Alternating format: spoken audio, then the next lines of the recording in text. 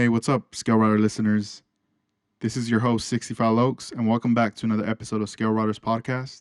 This is episode number 98. My guest for this episode is Garcia. He's all the way in Dubai. And let me tell you a little bit about Bear. Back in the 90s, he's had his own shop. He did a lot of custom work. Lowriders, he was part of Elite Car Club. And at the same time, in the 90s, he was also part of the Lowrider Bicycle Magazine team. And I mean, there's a lot of various things, his involvements with the magazine that inspired and helped a lot of model builders, especially in the tech department.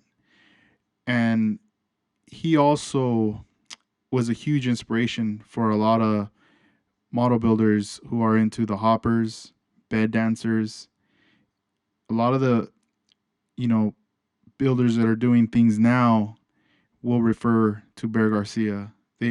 He will be amongst the conversations of the first bed dancer, functioning car, truck that would move side to side, bed dancing, three-wheel motion. Bear's an innovator, a visionary, someone who created a lot of things early on and passed those things along to other people, keeping the culture and the skill model world moving forward.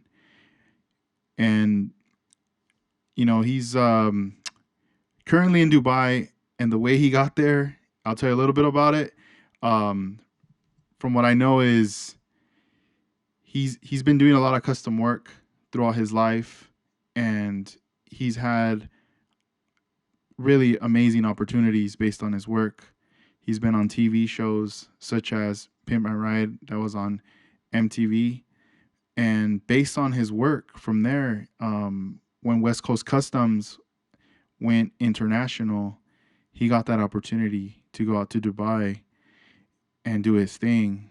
And that's where he's at now. He's been there for a very long time. I don't want to say too much because obviously he's the guest on the show. But I just kind of want to give you guys a heads up. So a lot of the things that he's done are things that we dream of doing. And I want you guys to hear him out and hopefully get inspired because, he did his work. He got to where he's at based on his work, being innovative, a visionary, and always moving forward. I know a lot of you guys that listen love cars, are very passionate, and also want to pursue a career in your life, working with cars, customizing. I know that for most of us, this is a hobby. We love to explore, create, dismantle, rebuild a lot of different projects that we have at hand in front of us on our bench table. And at the same time, we're learning as we go. And some of us, we want to take it to the next step. We want to, be working at a shop. We want to be able to work for a company, where next thing you know, you're at SEMA presenting a car. And I mean, these are dreams that will become reality. They will happen. You just got to put it out there in the universe and it will happen. You just got to stick to your plan, move forward, check things off the box, and you'll make it there. The conversation that I had with Bear, obviously I'm out in California. He's in Dubai, 12 hours ahead. I want to thank him for taking the time. For him being 12 hours ahead, for me it was at night, for him early morning. So I appreciate that he took the time to be on the podcast here and just to share with you guys, some of the things he did, his story. And I wish we had more time, but it's a bit hard just because of the distance, him being all the way out there and him being here. But who knows, maybe one day in the future he'll be out in California visiting again, and maybe we could do a sit down or even like a video podcast or something would be so great, you know. Um, but I hope you guys enjoy this episode. Uh, and I will put links in the description. So if you guys want to follow Bear on Instagram, he is on Instagram, and you guys can see a lot of his work on there. I did find some videos on YouTube as well with Bear showcasing his cars that he's working on, 63 Impala Hopper as well. Um, just a lot of things, him having fun doing this thing, which is really rad to see. And I hope you guys enjoy this episode. Keep on building, and thank you for listening to the ScaleRiders podcast. Hey, what's up, Bear? Hey, how's it going? Pretty good. How are you? I'm okay. Cool. Hanging in there. Nice. That's what's up, man. It's a morning out there, right? Yeah, morning. Having coffee. All right, on, man. Welcome to the ScaleRiders podcast. Excited to have you on. Just one thing, my phone will clip off and on, and I would have to call you back. Sometimes it does that, but it just beeps, so I know it'll do it. Yeah, no, it's all good. Cool, just in thanks. case.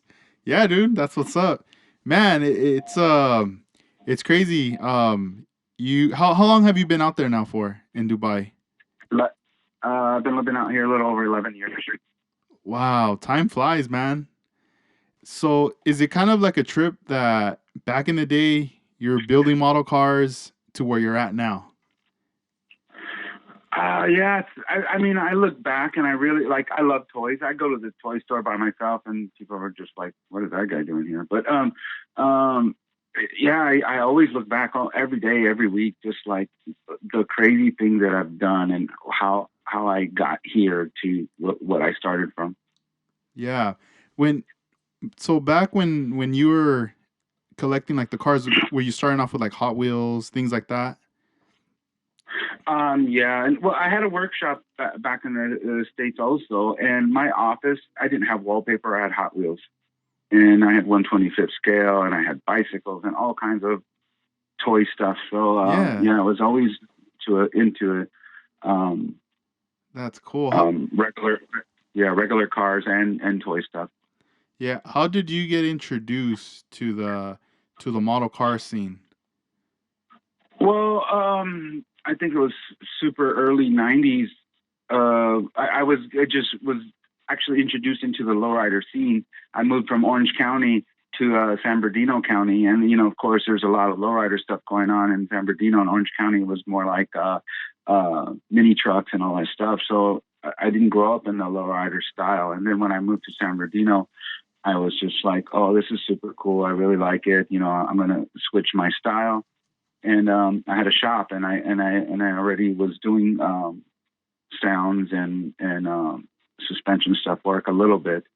And we weren't super busy. So then, some kids around the neighborhood, they had models, and I was just like, okay, during our slow time, we would just mess with them, and I'd help them. I'd paint the cars for them and everything. But one guy that used to come, he had some friends, some old school, like veterano guys that were like, oh, they used to put a little string in a motor and make a slot here, and the car would move just a very little bit. But, I was like, no, we got to do something realistic and better.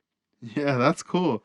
So once they were talking about it, it's like you were already envisioning like we got to just take it to that next level at that point. Oh, yeah.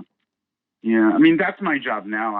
Anything that I do, that's how I got here. I build for shacks and all kinds of crazy stuff because I can envision how stuff to get built. I invented the T-slide in my little workshop, and then once that took off, and people are like, "Oh, how did you get your car to three-wheel?" and all this stuff, and all the little switches and switch boxes and all that stuff. It just kind of took off within a year and a half, and everybody through the neighborhood was like, this dude is building models that can three-wheel and hop and side to side. And then, I would I'm part of elite car clubs. So then we would go to shows, and I would take a bunch of models, and people just, I want one. It just kept going from there. Yeah. Were you always a visionary, like from a young kid, or was it more when you got involved with the car scene? Always pushing to make stuff from nothing. my son in the '90s was the first lowrider bicycle to be hopping on airbags and stuff. Like he did a lot of different videos and different things, and they were just like, before airbags were super crazy. Like Mm. my son's bike was on air, and I built all that. Wow, that's cool. It's um it's crazy like a lot of people that I've met and seen their work online now, they always bring you up. Like Yeah, Jeffries brings you up, like he speaks highly about you. Like you've inspired a lot of people. I've met other friends through different mediums of just like paint where when I tell them like, oh yeah, I build model cars too, they're like, wait, what? You're there's still a scene for that? I thought it like ended, and I'm like, no, it's still going on. And then once I show them Instagram or point them to certain links, they start to see like this world that it still keeps going. And then they'll tell me, dude, I remember back in the day, seeing on the magazines, Bear Garcia being featured on the Lowrider bicycle, and I'm always tripping out like, dang, like you reached to so many people back in the day. but for me, it was like it was fun, but I mean, that's me.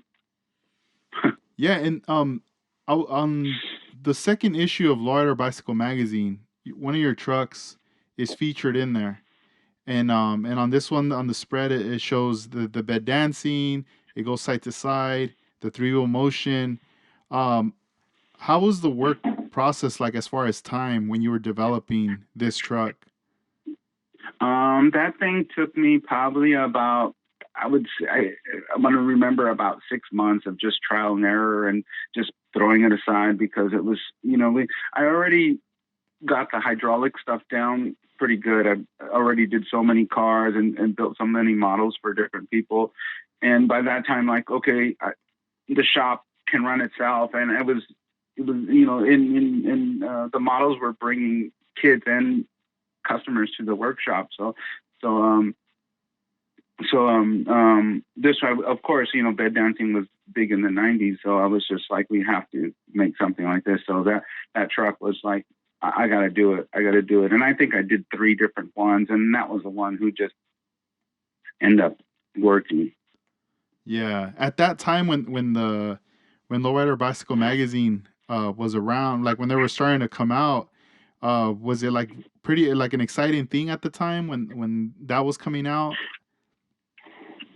Yeah, I mean, it was cool. I mean, for me, yeah, it was fun, but then I got a lot of notice from just these little models.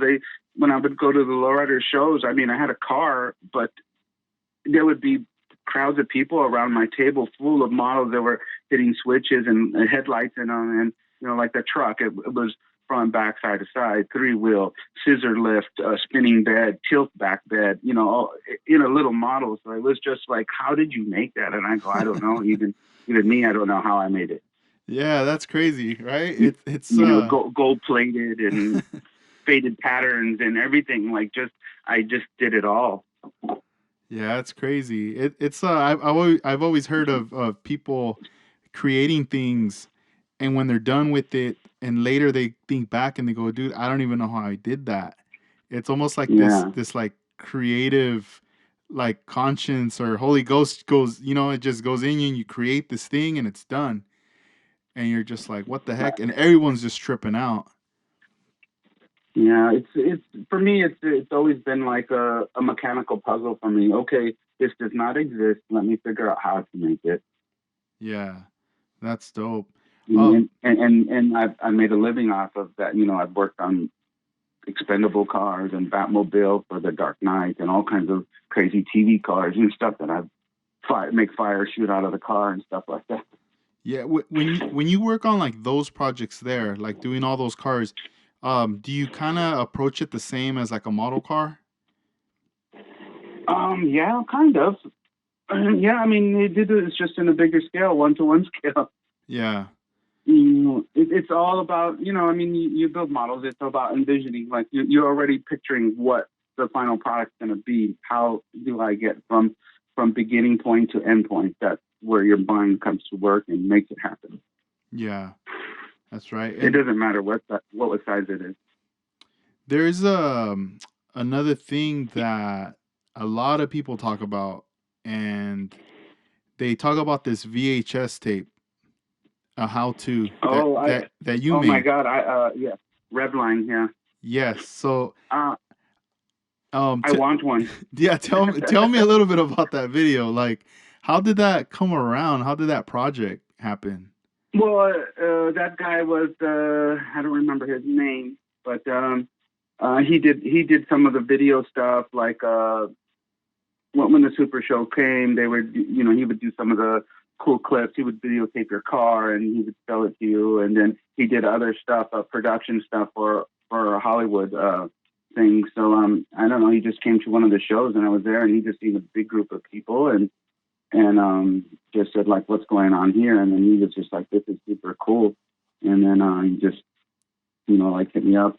I think we could do like a how to and how and stuff. And I mean, I don't know that people know, but when the Lowrider Bicycle magazine, I was already involved with Lowrider magazine with cars and stuff. But when Nathan and them were putting the bike magazine together, I was with them from issue one, just as kind of like help out, like call, like, oh yeah, this, and then of course they wanted to feature the truck, but not the first magazine. They did in the second, but they did a series of how tos. I was doing all the how tos, how to build lowrider models. It was just for fun. I just wanted kids to enjoy the cool lowrider lifestyle and without having to build a car. And I thought the neighborhood, the keeping the kids out of trouble and gangs and all this stuff. Building models was helping. Yeah, that's so awesome. That was one of the things I loved about the magazine was the how tos on there. Cause like for myself with my friends, we were building model cars and we would pick up the magazine. Like we were picking up the Lowrider magazine, and then I remember picking up like the Lowrider arte, and Yeah, yeah, and then finally like one of my friends was like, "Have you got the bicycle one?" And I'm like, "We're like, what's that?" They're like, "There's a bicycle one." And then one of our friends showed it to us, so we end up picking it up. And then one of the issues was the one that had Armando Flores is a Local 64. yeah, So we weren't like when we came across it, it wasn't like from the beginning. This was already like some issues that had already passed by the yeah, time. like around six or something like that. And it came out every 2 months or 3 months, something like that. Yeah, and that was always a thing. We didn't know when it was gonna come out. We were constantly checking and asking the clerk there at the liquor store, when is this coming out? And the guy was just kind of like, we just put them out. I don't know. So it was always kind of Yeah, it like was. It was. like a I think it trip. was only four magazines per year, and then it went to more once the thing started picking up. I think six magazines a year, something like that.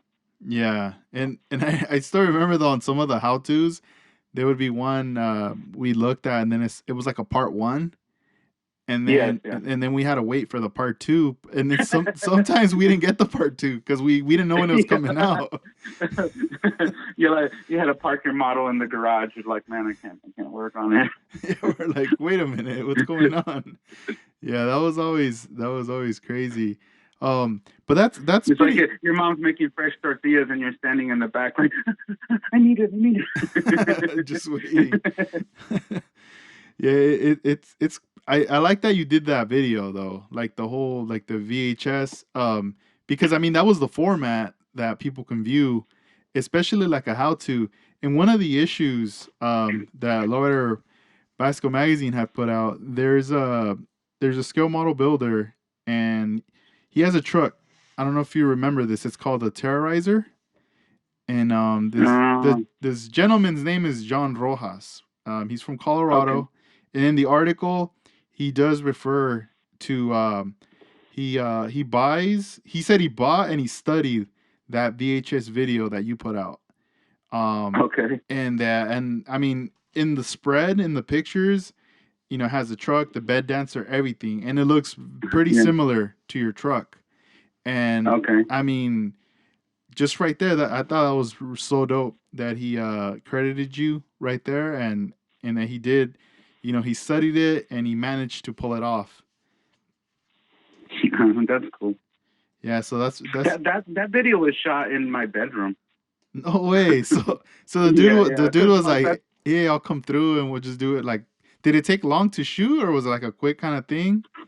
no, it's just like a quick thing. I think the guy came a couple hours, a few days, and then it was done. Like, I lived in Ontario, California at the time, and yeah, just like I had a couple old cars in front of the house and stuff, and then he's just like, "Well, where do you do all your work?" And I had a desk in my bedroom with all my tools and stuff. I'm like, "Right here." He's like, "Okay, cool." Man, that's tight. At that time when that video was out, like, did more and more people start to like recognize you and talk more about this VHS at that time? Not at all. Not at all. Nothing. I don't know. I mean, the videos like it came out. They just like we did it, and then I got to get him. He was doing it on a low budget. I didn't even get paid for any of that stuff. Oh, you'll get a cut of each tape and all this stuff. And Mm, I never seen anything. I did it. dang. I don't even know if he sold 1 million or if he sold 10. I don't know. I never really. After that, he's like, he gave me five, I think, something. And I gave some to my friends, and my mom had one, and somehow I never had any. I didn't. I need till now. I still don't even have one. Mm-hmm. I still have my blue truck. The only thing that I've kept of all that history is my blue truck. Nice. That's that. I'm glad you still have it. Definitely preserve it. Um, Well, I gave it to my son, and he's in his mid 20s now. But then when he came and visited me a couple of years back, he brought it out here to Dubai because he's just like, I'm not going to be dragging it around with me. I was like, okay, no problem. yeah, right on. Man, that's cool. Back in the day when you were doing your models, what were like your favorite like hobby stores to hit up? I was.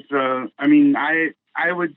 I can't say on the record, off the record, or whatever, but Pegasus was a little hole in the wall. And through them selling the wheels and copying my T-Slide as a kid and all this stuff, they were super popular and running ads in the bike magazine. They turned into this humongous company over the few years. I was gold plating all their Dayton wire wheels and car parts for them, and because I had my friend had connections with plastic plating, so Nice. I was all the Dayton wire wheels back in the late 90s and 2000s or something. I was the guy that was getting them gold plated and chrome plated and all that stuff. Wow. That's that's so dope. Damn, you've been involved with a lot of stuff then.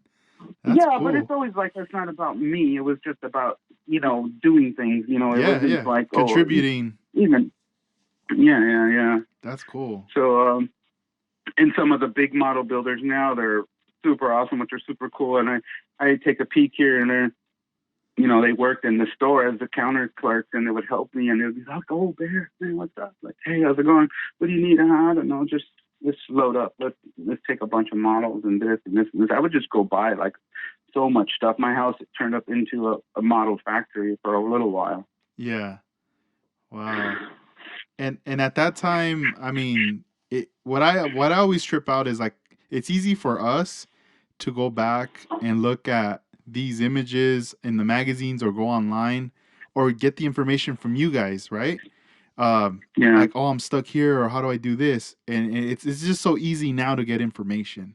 But I feel like yeah, back then, you guys just had to do it on your own, just kind of figure it out, um, yeah. scratch build And it stuff. wasn't, and even puppy people didn't know who you were. I mean, there was, yeah, Bear Garcia in the magazine, my name, but I'm walking around. They don't know who I am. It wasn't like a little black and white picture every once in a while, like so. It wasn't like that, like it is now. You're doing some different social media that people can see and recognize you pretty easy. Yeah. What were like your inspirations back then when you were building models? I don't know. It was just more like the lifestyle of where I moved to.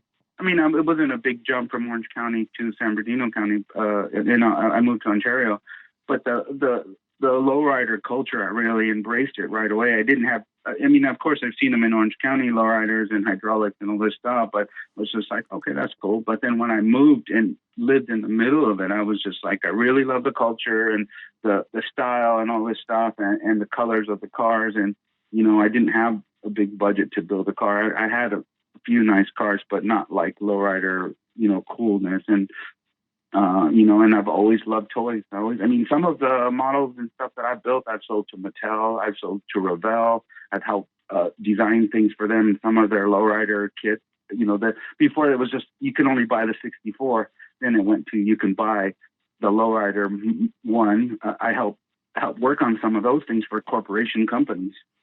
Yeah, how was that process? Like when you got linked up with them, did you have to go to like board meetings type thing for that? No, it was, I don't know, it was very casual. Of course, Mm-hmm. nobody wants to pay anything. It was just like, oh, Yeah. help us because you'll get recognition. And I'm just like, oh, recognition's not gonna, it's not exciting for me. But, no, it was the same thing. It's never about the money. It wasn't even about being famous or anything like that. It was just like, I loved doing it and I thought it would help the culture and the kids. And so, no, it was, yeah, we'd sit and talk, sometimes just in coffee and just, they would just sit and write. And I would just like, this is what's going on. This is the style. No, this is not, that's old school. Don't put that stuff. So it was okay. Yeah.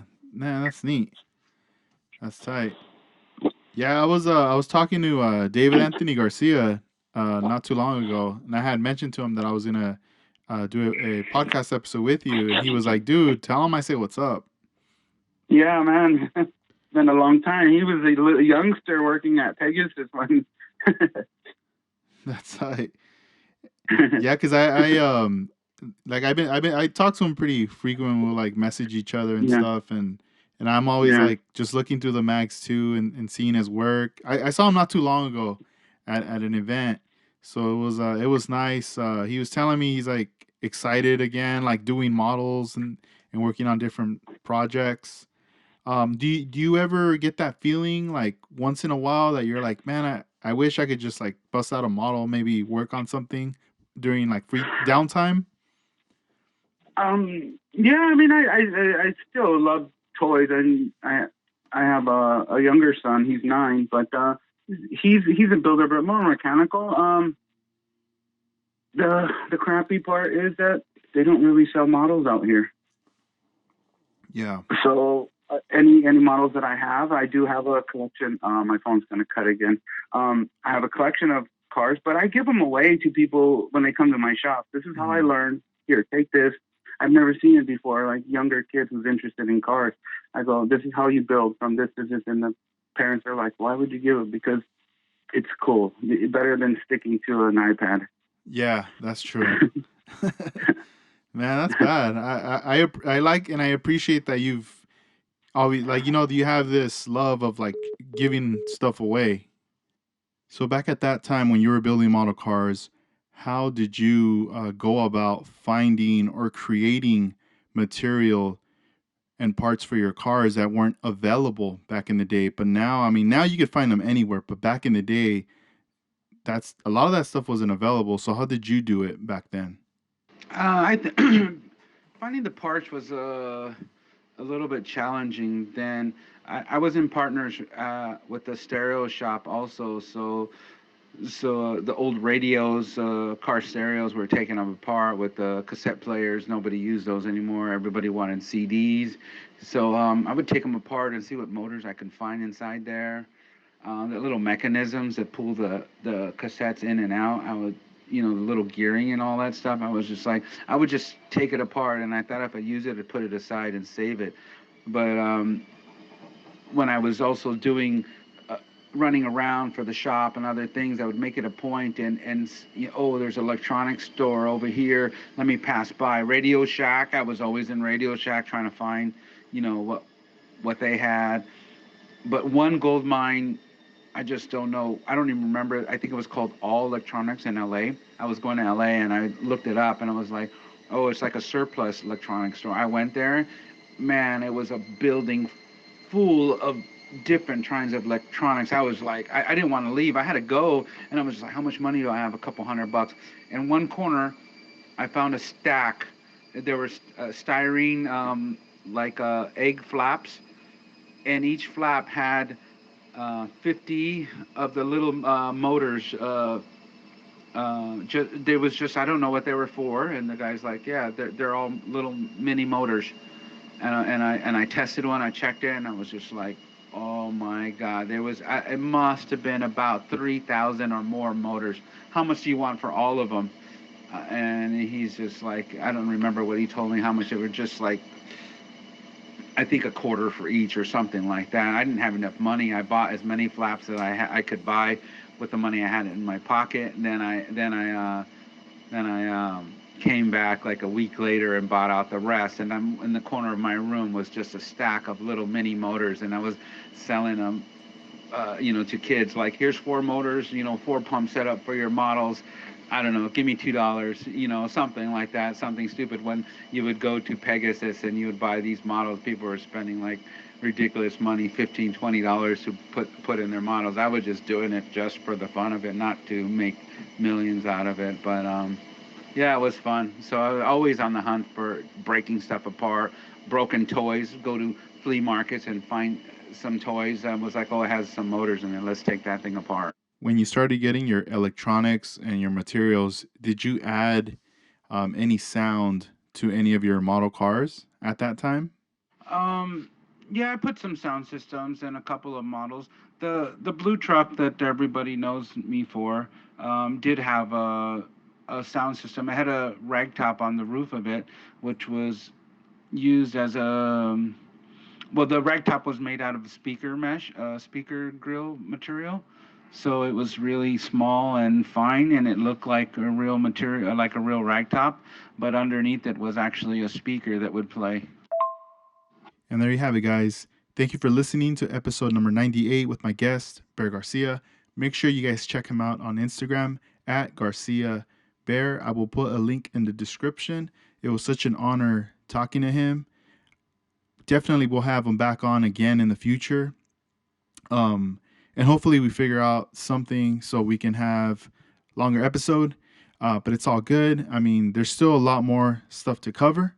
And that's the cool thing about the podcast. We can run it back again and there's so much stuff to talk about.